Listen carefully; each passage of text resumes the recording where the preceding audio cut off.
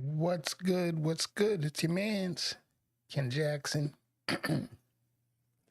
Here, let me take these headphones off because I really don't need them because I'm not taking any phone calls tonight. So, anyway, just kind of sitting here tonight, was watching some mindless bullshit on TV and figured, hey, let me do something. Let me go live right quick. Phone calls tonight. Yeah. So anyway, turn my volume down. All right. So anyway, as I was saying, this is my late night ramblings broadcast. Nothing really to talk about.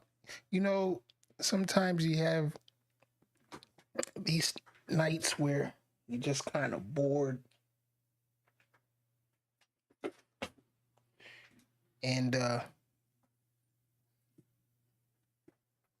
excuse me, got puppy troubles down below. Hey, sit. Be quiet. And anyway, she's trying to get up here and play. She plays too damn much. Charlotte, stop. Stop. Yeah, see? All right, see? Look, say hi to the people. Say hi to the people. No. You see, you're too rough. Too rough. She's too rough. Anyway, stay over there. I'm gonna close the gate.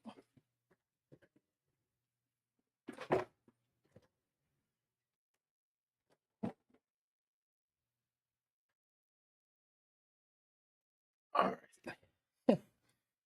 Pit bulls are rough. Anyway, where was I? Late night ramblings.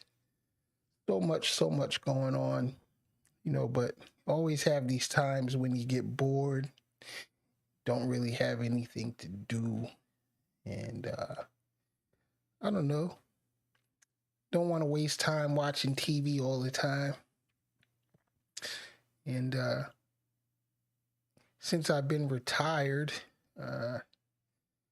haven't been really doing a lot. I need to be on the job a little bit more. Spent all last week in the hospital, continuing heart condition, and that wasn't fun. Now my back hurts from laying in that hospital bed for a week and not really moving around like I'm used to.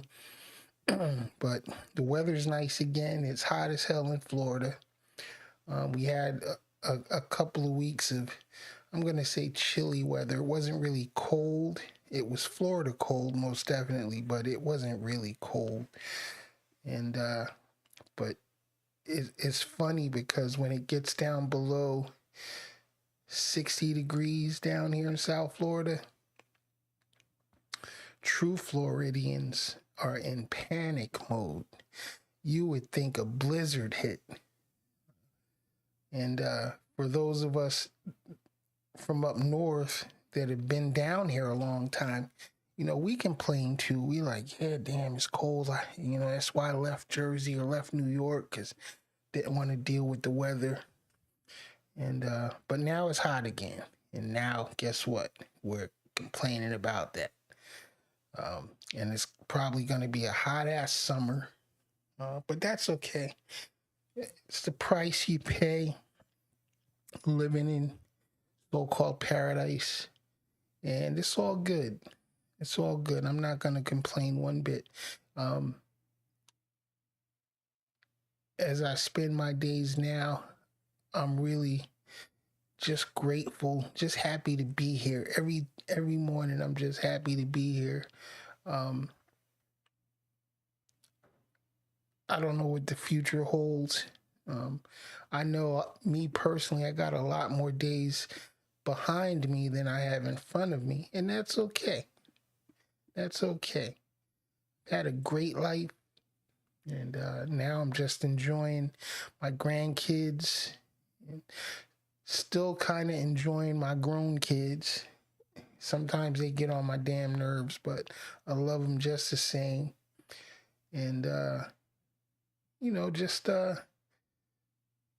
spending time with family as much as I can. And I think that's what it's all about when you reach this point in your life when you can, kind of take it easy, you know. Um, Even though we really can take it easy. Um, Cost of living is super high. Everybody knows that. It's way higher than when I first stepped out into the world on my own. I can remember 1983 when I went into the Navy. As a new recruit, fresh out of boot camp, I was E3, pay grade E3, when I came home for leave before I deployed overseas, making $545 a month as an E3 airman in the United States Navy. And in 1983, for a 17-year-old kid, I was straight. I was like, what? I'm getting paid pretty damn good.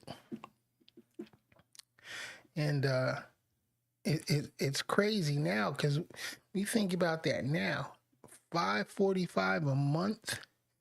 Hell, you can't live on $545 a freaking every 3 days. Now, you need you need at least double that a week, minimally. You need at least, I'd say, $1,200-$1,300 a week, minimally, to struggle by now. You know what I mean? To struggle by, not get by, to struggle by. I would say, if you can do, 2,000-3,000 a week now, you can probably live as a single person, fairly well. But man, it's ridiculous, the cost of living. I can remember when renting, I rented my very first apartment I rented. I was in Japan. So, mind you, the money's different, between dollars and the Japanese yen. But my very first apartment that I rented over there was probably the equivalent. And first, let me set it up. I had a one bedroom. One bedroom with a dining area, full kitchen, had a toilet room and a bathroom. In Japan, those are two separate rooms. The toilet's in a room all by itself, and then your shower and tub is in a room by itself. But pretty nice little apartment, But I mean, by today's standards, it was super, super tiny, probably like a big studio apartment. But it was nice, for the time. But I think I was paying the equivalent of about $170 a month. You know what I mean? And that was kind of on the expensive end. I as I remember. I remember, people telling me they were living in like 200, and 250 a month apartments, but those suckers were huge. I was like, God damn, I wish I could, live in one of those, but now, you can't get a shoebox for $250 a month. Straight up. I was looking at rentals yesterday. trying to help my youngest daughter find her first place. And down here in South Florida, man, these people talking about 2,000, 2,200 a month for a 1 bedroom, 2 bedroom apartment, tiny apartments too. It's just crazy, crazy. I don't know how people are making it, you know. Um, and now that I'm retired, I'm definitely not making, the money that I used to make. I spent a lot of years in the music industry. I've been in the trucking and logistics industry, and I made a lot of money over my life, and fucked up a lot of money too. But for the most part, went into raising my kids. 3 kids, and now I do as much as I can to help with my grandkids. Got 3 grandkids. You've seen them. I post them all the time. Love them to death. Um, and I can't even imagine what it's gonna be like, when they grow up and they're stepping out into the world on their own. I would imagine that probably by then, um, let's see, my grandson, he's 6, so I figure in about uh, 15 years he'll be, hitting his 20s. I'm guessing apartments are probably going to be close to, 4 or 5 grand a month, for a studio apartment. You follow what I'm saying? For a room. Uh, it's just crazy how the cost of living has gone up so high. I can remember, as a kid, my dad had a brand new Buick Electra 225. That thing was nice, man. 4-door, it was navy blue with a white vinyl top, all electric windows, and had the 8-track cassette, deck on the floor hump, and I mean, it's a big car, big nice car, and I think he spent I think he paid like $7,000 or $8,000 for that car, brand new, off the showroom floor.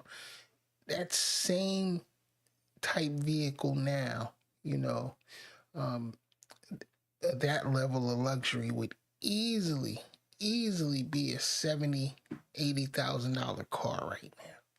And that is just crazy to me. I never would have thought it. I think I was looking up, what home prices were, back then. I think the first house my dad bought, if I'm not mistaken, it was expensive. It was probably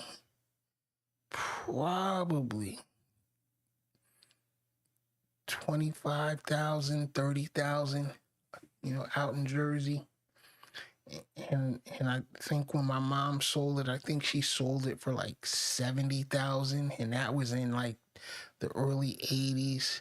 That same house now, the house I grew up in now, is 400 and something $1,000. Think about that. In my short lifetime, I'm 59 now. I'm 59. We moved into that house when I was like 3 or 4 years old, I believe, when my dad bought it. And that thing went from, like 20 something thousand to 400 and something thousand in my lifetime. Now, can you imagine what it's going to be, when my grandson, is my age? You're probably looking at easily a $2 million home. You know what I mean? And man, capitalism, money, and mostly greed has made living almost impossible. I feel bad for the kids that are, graduating now and stepping out into the world. Um, my youngest daughter, she's 25, and she has a younger brother, not my son, but her younger brother. He's 19 now, working his first job. He's making, I think he's making like 13 or 14 something an hour. And back when I was that age, if I was making 13 or 14 an hour, I would have been balling, back in 1983 when I got out of school. But, you know, and he's kind of happy because he's making some money now. He's, starting to get his first paychecks, but he understands that ain't no money. He can't, I mean, if he wanted to get his own place, he can't live on that. He's trying to save up to buy him a car, so he'll have his own transportation. And I don't think he understands, though, the cost involved in that, Okay, he may save up enough to get the car, but then the maintenance, the insurance for a 19-year-old is going to be ridiculous. And I just couldn't imagine what it would be like if I was that age right now, thinking, man, can't afford to live in this world. It's crazy. But I think it's all gonna come crashing down here. Probably before I leave this world. I think the whole system is gonna crash, and we're going to experience here in this country. I know for a fact we're about to experience some serious economic shortcomings. Donald Trump is really, fucking this country up. I mean, he's done more damage in the first 2-3 weeks of his presidency, that I think is probably going to take 20 years to repair. And that's provided the next time around the right people get back, in control. Because right now we got a circus. We got a circus crew running this country. And, I think there's some dark days ahead, for America, for the United States. Trade war officially starts this week with Trump, issuing tariffs against our 3 biggest trading partners, and 2 of them are allies. But I don't think they're going to be allies much longer if Trump follows through with these tariffs. He's doing a lot right now to turn the whole world against us. And listen, let me tell you, and I'm speaking to all you out there that are so confident in the American way of doing things. The world is about to tell us, fuck you. We don't need the American dollar. A lot of countries have dropped the American dollar and have adopted BRICS, which is the new pay system initiated by Russia, China, and several other European countries. And the EU is adopting BRICS. And it won't be long before the rest of Asia and the Pacific nations and Indonesia starts adopting BRICS and dropping the American dollar. We're on our way out, y'all, and y'all got to take this shit seriously. I know so many people, in my wide circle of friends and associates that tell me, I don't give a fuck what's happening. I don't care. There ain't nothing we can do about it. Blase, blase, blase, blase. These are people that don't participate at all, in the political system, in any way, shape, or form. And I think, as much as I don't like politics, I participate, you know, um, because I think if everybody just sat down and said, you know what, fuck it, I don't give a fuck what they do, we're gonna be in a real world of hurt. You think it's tough now?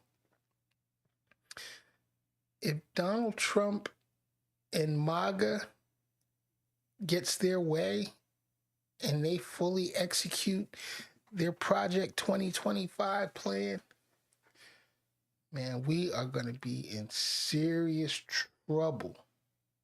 And I mean, we are going to be in serious trouble. And anybody that looks like me. I don't know. Something has to be done. I think it's gonna take some drastic measures to turn around, from this path that we're on now.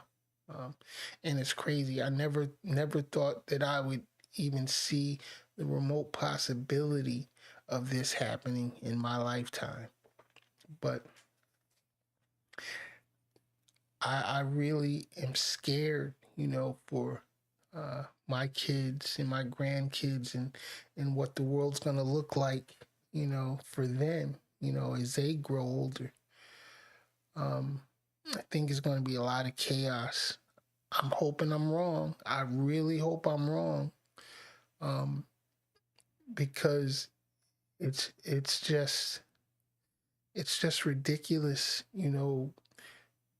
we got all these conflicts going on all around the world. I for the life of me, I don't understand, what kind of person could order military forces, to attack their neighbors, and don't get me wrong, I served almost 10 years in the Navy, and but it was during peacetime, mostly during peacetime for us, at least.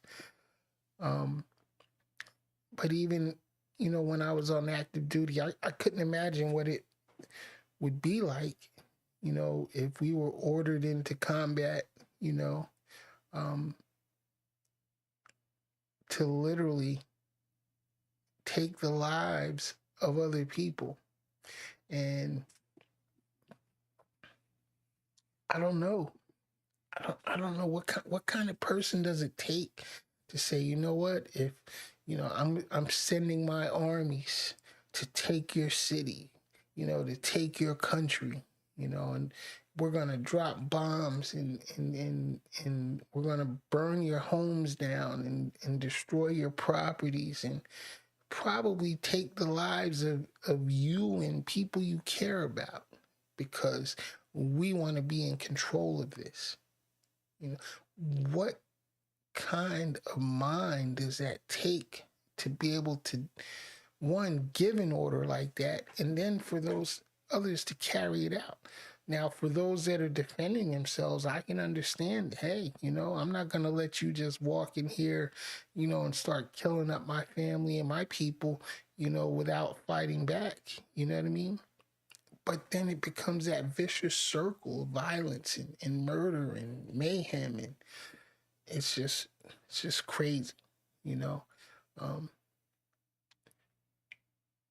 I know it's probably unrealistic for me to think that all wars, will end, and all wars will end, but they're just going to be replaced by new wars, and that's the horrible part about being human. We are the most destructive and greed-driven, vanity-driven species on this planet. And a lot of times, now, since I've been grown, I've been wondering: Are we the cancer of the world? Are we the virus? I'm starting to believe that. I'm starting to believe that humans are the problem. Think about everything uh, that is wrong in the world, everything that is bad in the world has one common denominator: humans. We're the most destructive, most self centered, um, uh, and self destructive species to ever exist on this planet. And there's a show I used to watch called Life After People. And that shit was so interesting because it seemed like the planet would flourish if there were no people. You know what I mean? If we all just disappeared tomorrow, I think in 20, 30 years, the whole planet would heal itself.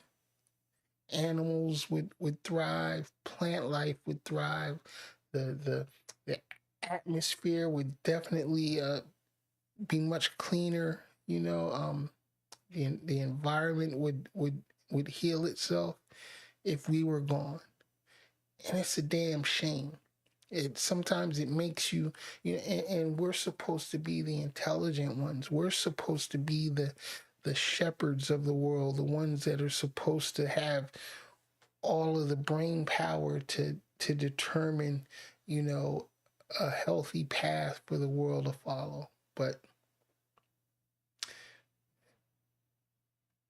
we're cancer. We're parasites. And it's a shame. Like I said, I'm afraid for what my kids and what my grandkids are gonna face, in their later in their lives. But hey, there's nothing I can do about that now. I'm going to try to do as much as I can while I'm still here, to make it a little bit better.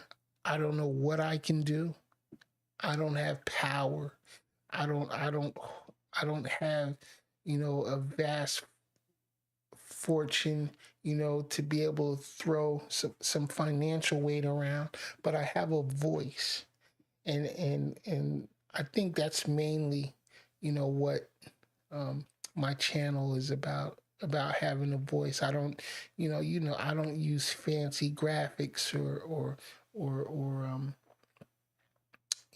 not very entertaining. I know. I mean, probably most of my broadcasts are very boring, and that's okay. Somebody watches, somebody listens, even if if I reach just one person, with a positive message, maybe that will be the person to really, make a change happen, because everything starts with one. It could be me, it could be you, it could be somebody else around us. We never know. So I'm just going to do everything I can while I'm still living to make life a little bit better. I don't have the answers.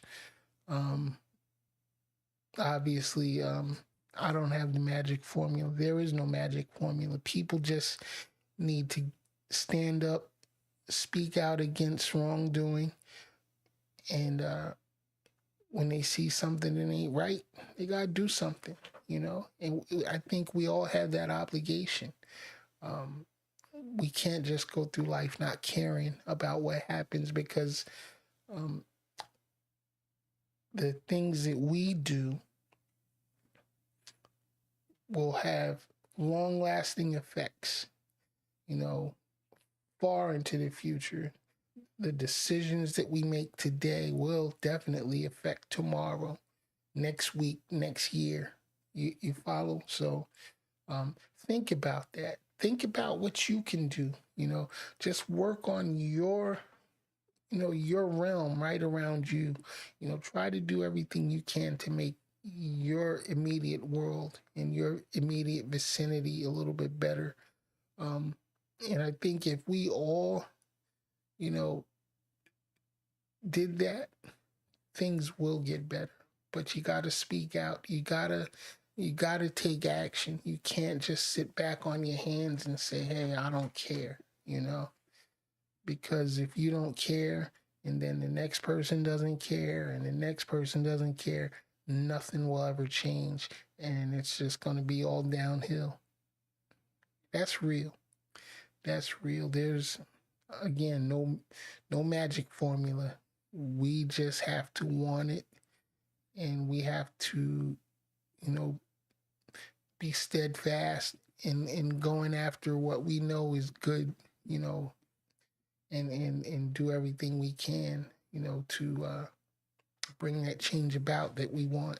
Everybody wants to live a comfortable, stress-free lifestyle, but I notice in my life, um, people make their own lives complicated. People um, bring the stress and drama to themselves. We all do. We're all guilty of it.